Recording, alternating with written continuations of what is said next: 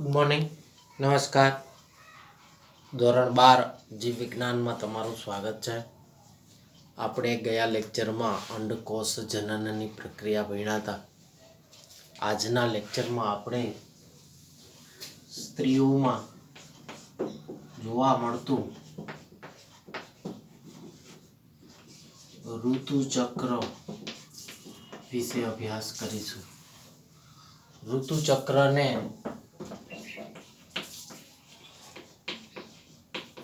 ગર્ભાશય ચક્ર પણ કહેવામાં આવે છે. બરાબર છે. જે શેમાં જોવા મળે છે તો કે માણસ, વાંદરા અને એપમાં જોવા મળે છે. આ ત્રણ સજીવો એવા છે જે ઋતુકીય ઋતુચક્ર દર્શાવે છે. બરાબર છે. માસિક ઋતુચક્ર દર્શાવે છે. બરાબર છે. આના સિવાયના છે એ વાર્ષિક જોવા મળે છે. બરાબર છે. આને ઇંગ્લિશમાં મેન્સ્ટ્રુઅલ સાયકલ કહેવામાં આવે છે. બરાબર. ઋતુચક્ર છે એ કેટલા દિવસનું હોય છે તો કે 28 દિવસનું હોય છે. 28 દિવસનું હોય છે. 14મા દિવસે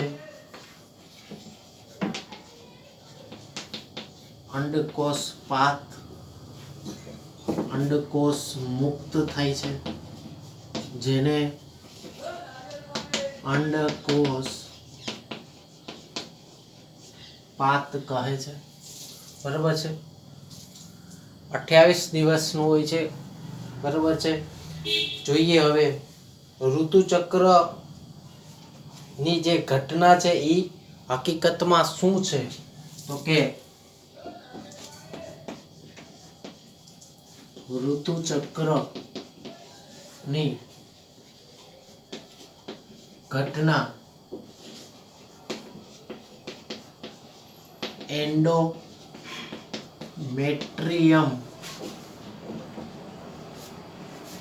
માં થતા ફેરફારો. એન્ડોમેટ્રિયમની દિવાલ તૂટે છે, જેને આપણે ઋતુચક્ર, ગર્ભાશય ચક્ર અથવા ઇંગ્લિશમાં જેને આપણે કહીએ છીએ મેન્સ્ટ્રુઅલ સાયકલ. બરાબર છે. મેન્સ્ટ્રુઅલ સાયકલ છે એ કેમાં જોવા મળે છે તો કે માણસ, વાંદરા અને એપમાં જોવા મળે છે. મેન્સ્ટ્રુઅલ સાયકલ છે એ કેટલા દિવસનું હોય છે તો કે 28 દિવસનું હોય છે. 14મા દિવસે અંડકોષ મુક્ત થાય છે, જેને અંડકોષ પાત કહેવાય છે. ઋતુચક્રની ઘટના એન્ડોમેટ્રિયમમાં થતા હકીકતમાં ફેરફારો છે. બરાબર છે.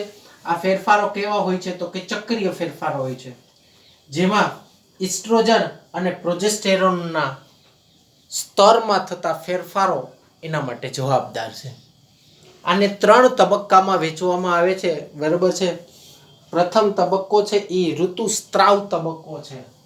કેવો તબક્કો છે? પહેલો તબક્કો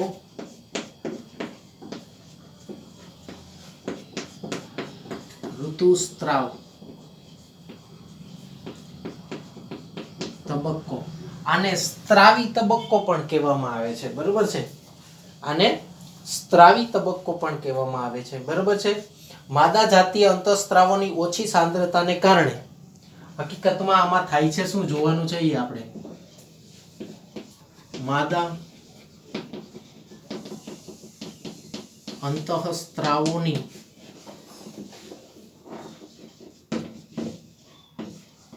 ઓછી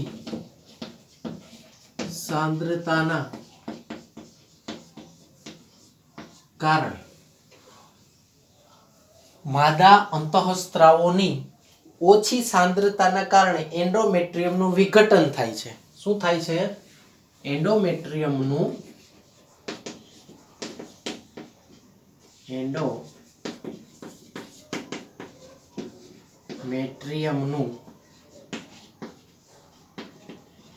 વિઘટન થાય. રુધિર વાહિની ની દિવાલ તૂટે. શું થાય છે? રુધિર વાહિનીઓની દિવાલ તૂટે અને રુધિર શરીરની બહાર નીકળે. આ રુધિરનું પ્રમાણ કેટલું હોય છે? તો કે 50 થી 150 ml સુધીનું હોઈ શકે. બરાબર છે. આટલું રુધિર છે એ સ્ત્રીઓમાં દર 28 દિવસના ગાળા દરમિયાન મુક્ત થાય છે. બરાબર છે. હકીકતમાં ઋતુસ્ત્રાવ છે શું? તો કે એન્ડોમેટ્રિયમની દિવાલ છે ને એની ઉપર રુધિરની પુટિકાઓ જામી ગઈ હોય છે. આ રુધિરની પુટિકા જામે છે શું કામે? ખબર કે જે ગર્ભધારણ થાય એને પોષણ આપવા માટેની વ્યવસ્થા છે. બરાબર. એટલે ઋતુચક્ર એન્ડોમેટ્રિયમની દિવાલ તૂટે શું કામે? જો ફલન ન થાય, ગર્ભધારણ ન થયું તો એન્ડોમેટ્રિયમની દિવાલ છે એ તૂટે છે. બરાબર છે.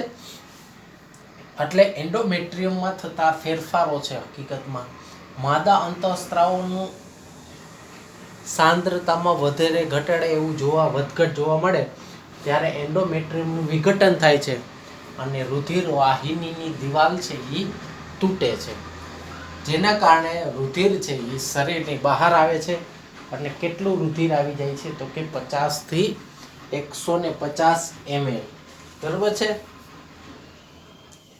ઋતુસ્ત્રાવનો અભાવ ગર્ભધારણની સૂચક નિશાની છે. બરાબર છે. જો ઋતુસ્ત્રાવ ન જોવા મળે, બરાબર,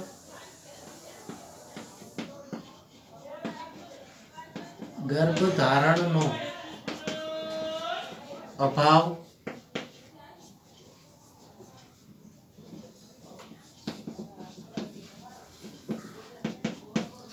ઋતુસ્ત્રાવની સૂચક નિશાની છે. કે જો ગર્ભધારણ હશે તો ઋતુસ્ત્રાવ થશે નહીં. સતત 9 મહિના સુધી ઋતુસ્ત્રાવ થશે નહીં. બરાબર છે. ગર્ભધારણ થઈ જાય એટલે ઋતુસ્ત્રાવ બંધ થઈ જાય. એટલે કહેવાય છે કે ગર્ભધારણનો અભાવ ઋતુસ્ત્રાવની સૂચક નિશાની છે. જો ગર્ભધારણ હશે તો ઋતુસ્ત્રાવ નહીં થાય. જો ગર્ભધારણ નહીં હોય તો ઋતુસ્ત્રાવ થશે. એટલે આમાં કોઈ રુધિર વાહિનીની જે દિવાલ તૂટે છે, આ રુધિર વાહિનીની દિવાલ શેના માટે હોય છે? તો કે જે ગર્ભનું સ્થાપન થવાનું હોય એના પોષણ માટેની અગાઉથી થયેલી વ્યવસ્થા છે. ક્લિયર થઈ ગયું? બરાબર છે. બીજો તબક્કો આવ્યો છે જેને પુટિકીય તબક્કો કહેવામાં આવે છે.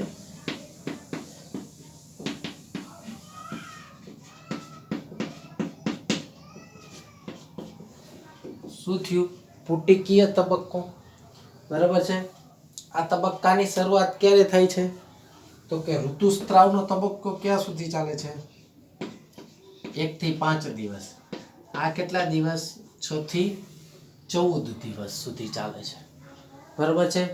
આ તબક્કા દરમિયાન અંડપિંડની પ્રાથમિક પુટિકાઓ વૃદ્ધિ પામી. આ તબક્કા દરમિયાન શું થાય છે? તો કે અંડપિંડની પ્રાથમિક પુટિકા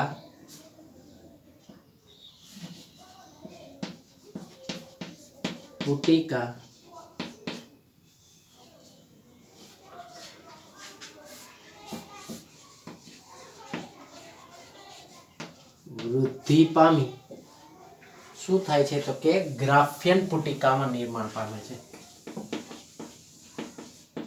ગ્રાફિયન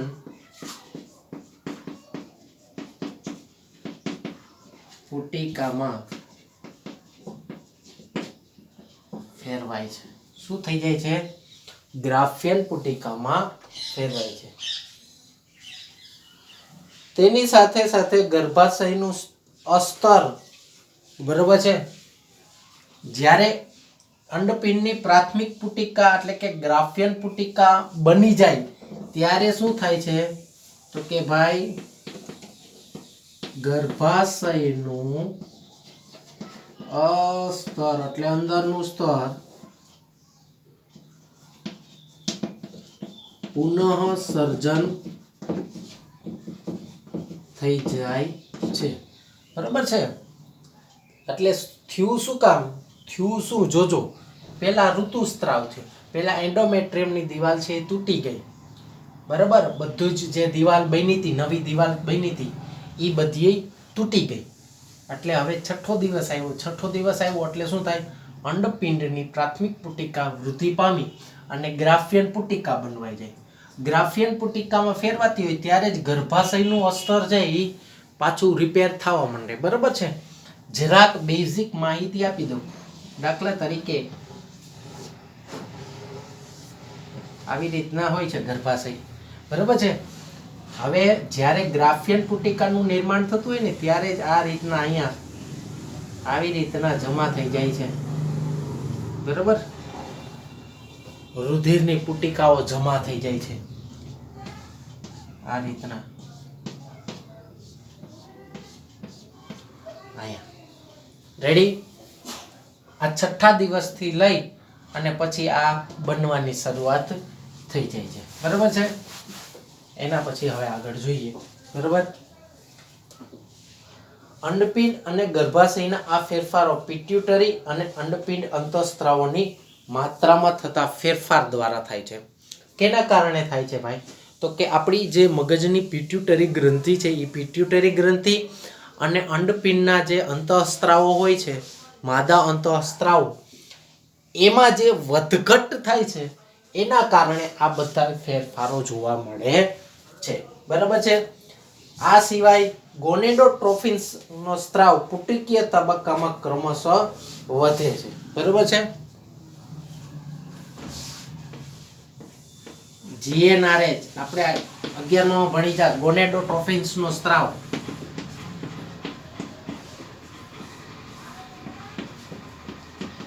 પુટિકીય તબક્કામાં ક્રમશઃ વધે છે. બરાબર, શું થાય છે, ક્રમશઃ વધે છે. તે વિકસિત પુટિકાઓ દ્વારા ઇસ્ટ્રોજનના સ્ત્રાવને ઉત્તેજે છે. તે શું કરે છે, વિકસિત પુટિકા દ્વારા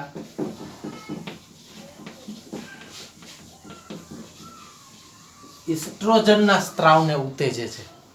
એટલે હવે તમને ખબર પડી ગઈ ઇસ્ટ્રોજનનું પ્રમાણ કેવું થાય, હવે ઊંચું જાય. ઇસ્ટ્રોજનનું લેવલ હવે કેવું જશે, ઊંચું જશે. બરાબર. ઇસ્ટ્રોજન શું છે એ તો તમને ખબર જ છે. ઇસ્ટ્રોજન છે એ માદા અંતઃસ્ત્રાવ છે. ચક્રની મધ્યમાં LH અને FSH બંને ઉચ્ચ સ્તર પ્રાપ્ત કરે છે. બરાબર છે. LH અને FSH બંને ઉચ્ચ સ્તર પ્રાપ્ત કરે અને LH નું શું થાય છે ખબર છે, તો કે LH છે એ પરાકાશ થાય છે. LH એટલે લ્યુટિનાઇઝિંગ હોર્મોન. LH નો વધુ સ્ત્રાવ થાય છે જેને LH પરાકાષ્ઠા કહે છે.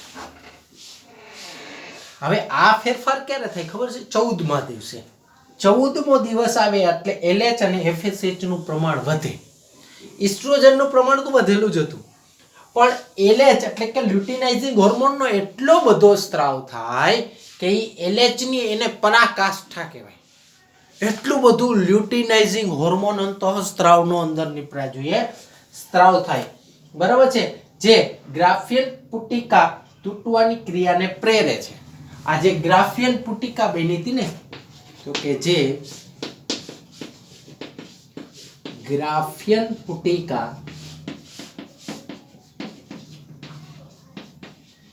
તૂટવાની ક્રિયાને પ્રેરે અને અંડકોષ મુક્ત થાય. આ ક્રિયાને આપણે શું કહીએ છીએ? અંડકોષ પાત. બરાબર છે. એલેચ પરાકાષ્ઠાએ પહોંચે, એલેચ નો વધુ પડતો સ્ત્રાવ થાય એટલે ગ્રાફિયન પુટિકા તૂટે. ગ્રાફિયન પુટિકા તૂટે એટલે અંડકોષ મુક્ત થાય અને આ ક્રિયાને આપણે શું કહીએ છીએ? અંડકોષ પાત. બરોબર છે. હવે ત્રીજો તબક્કો આવે છે જેને આપણે લ્યુટિયલ તબક્કો કહે છીએ.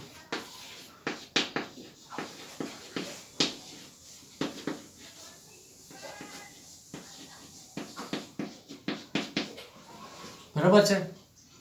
લ્યુટિયલ તબક્કો ક્યાં સુધી ચાલે છે? તો કે ઈ તબક્કો ચાલે છે 15 થી 28 દિવસ સુધી. કેટલા દિવસ સુધી? 15 થી 28 દિવસ સુધી ચાલે છે.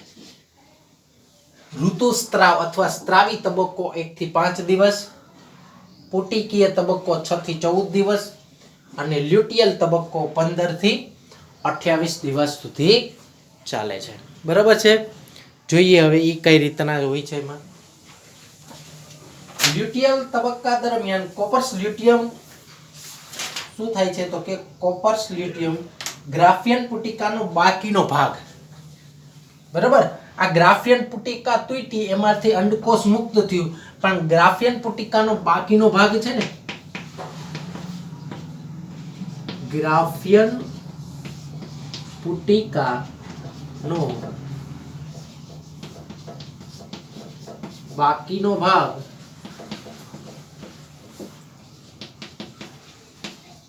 કોપર્સ લ્યુટિયમ માં ફેરવાય છે. બરાબર છે. એટલે ગ્રાફિયન પુટિકાનો બાકીનો ભાગ હવે શેમાં આવી ગયો? કોપર્સ લ્યુટિયમ.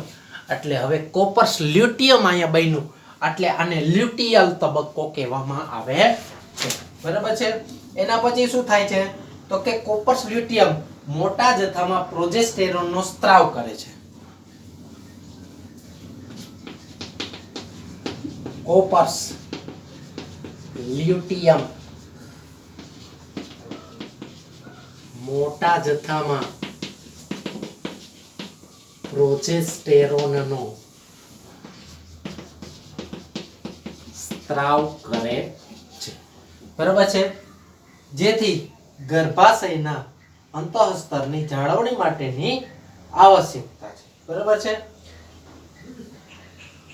ગર્ભાશયનું આવું અંતઃસ્તર ફલિત અંડકોષના સ્થાપન અને ગર્ભાશયની અન્ય ઘટનાઓ માટે જરૂરી છે. બરાબર છે. ગર્ભ ધારણ માટે આ બધું શું છે? જરૂરી છે. આ કોપર્સ લ્યુટિયમનો સ્ત્રાવ થાય, ગ્રાફિયન પુટિકાનો બાકીનો ભાગ છે એ તૂટે. બરાબર છે. કોપર્સ લ્યુટિયમ બન્યું. કોપર્સ લ્યુટિયમ છે એ મોટા જથ્થામાં પ્રોજેસ્ટેરોનનો સ્ત્રાવ કરે છે, જે ગર્ભસ્થાપન અને ગર્ભધારણ માટેની એક પોષણની વ્યવસ્થા છે. બરાબર છે. અને ગર્ભધારણ દરમિયાન ઋતુચક્રની બધી જ ઘટનાઓ છે એ પછી હવે કેવી થઈ જાય છે? અટકી જાય છે. પણ જો આપણે એમ કહીએ કે જો ફલન ન થાય, બરાબર છે, જો ફલન ન થાય તો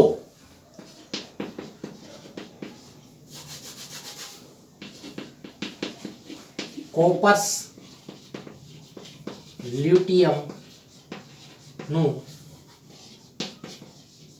વિઘટન થાય છે અને ગર્ભાશયની દિવાલ તૂટે છે. બરાબર છે. ગર્ભાશયની દિવાલ શું થાય છે? તૂટે છે અને વળી પાછું ત્યાંથી નવા ઋતુચક્રની શરૂઆત થાય છે. બરાબર છે. આ રીતના મેન્સ્ટ્રુઅલ સાયકલ છે એ કાર્ય કરે છે. મેન્સ્ટ્રુઅલ સાયકલ 3 તબક્કામાં જોવા મળે છે. બરાબર છે. આનો ગ્રાફ પણ તમે ભેગું દોરી લેજો. બરાબર છે. પહેલાં તમને થિયરી જરાક સમજાઈ જાય એટલે વાંધો નહીં આવે, બરાબર છે. ખાસ તો પુટિકીય તબક્કો જોવાનો છે. 6 થી 14મા દિવસથી ચાલુ થાય છે. અંડપિંડની પ્રાથમિક પુટિકા છે એ વૃદ્ધિ પામે, બરાબર છે, એટલે ગ્રાફિયન પુટિકા બને. ગ્રાફિયન પુટિકા બને એટલે શું થાય તો કે ગર્ભાશયનું અંતઃસ્તર છે એ પાછું નવું બનવા માંડે, બરાબર છે. પહેલાં ઋતુસ્ત્રાવ થયો, 1 થી 5 દિવસ થયા, રુધિર બધું બહાર વહી ગયું, અંડકોષ બહાર વહી ગયો, અગાઉ બનેલો અંડકોષ હોય એ બહાર વહી ગયો, એટલે હવે આ બધું અંદર ક્લિયર થઈ ગયું. હવે 6ઠા દિવસની શરૂઆત થાય. 6ઠા દિવસની શરૂઆત થાય એટલે અંડપિંડમાંથી જે પુટિકા આવી છે એ શું બની છે? ગ્રાફિયન પુટિકા બની જાય છે. એટલે ત્યારે જ ગર્ભાશયનું અસ્તર છે એ પાછું પુનઃસર્જન થવા માંડે. એટલે શું થાય તો કે ગોનેડોટ્રોફિનનો સ્ત્રાવ છે એ પુટિકીય તબક્કામાં ક્રમશઃ વધારો કરે અને વિકસિત પુટિકા દ્વારા હવે શું થાય છે? ઇસ્ટ્રોજનનો ભરાવો થાય છે. આ દરમિયાન LH અને FSH બંને ઉચ્ચ સ્તર પ્રાપ્ત કરે છે, જેમાં LH નો વધુ પડતો સ્ત્રાવ થાય અને LH ક્યાં પહોંચે છે? એની પરાકાષ્ઠાએ. LH પરાકાષ્ઠાએ પહોંચે એટલે ગ્રાફિયન પુટિકા તૂટવાથી અંદરથી હું મુક્ત થાય?